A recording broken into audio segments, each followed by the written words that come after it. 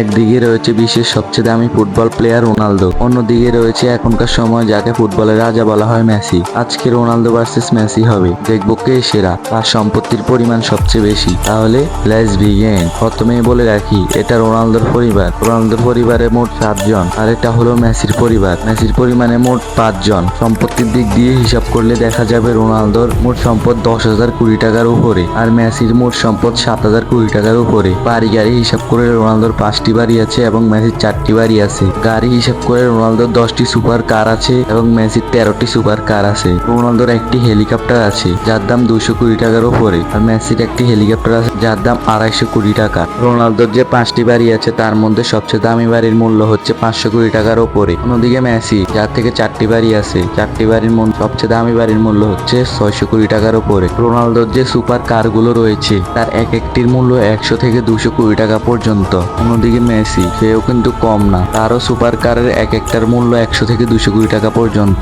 Ronaldo ছোটবেলায় গরিব ছিল, আস্তে আস্তে তার খেলার স্কিল দিয়ে সে ধনী হয়েছে। কিন্তু মেসির বাবা ছোটবেলা থেকে মেসিকে বিলাসবহুল ভাবে রেখেছে। এদিক দিয়ে বোঝা যায় রোনালদো মেসি থেকে অনেক কষ্ট করেও নিজের যোগ্যতায় উপরে উঠেছে। রোনালদোর ছেলে মেয়ের বয়স হিসাব করলে রোনালদোর বড় ছেলের বয়স 14 বছর। অন্যদিকে মেসি, যার বড় মেয়ের বয়স বর্তমান সময়ে 10 বছর। মেসি তার ছেলে মেয়েদের পিছনে মাসে $1 মিলিয়ন খরচ করে, যা বাংলাদেশি টাকায় 12 কোটি টাকার উপরে।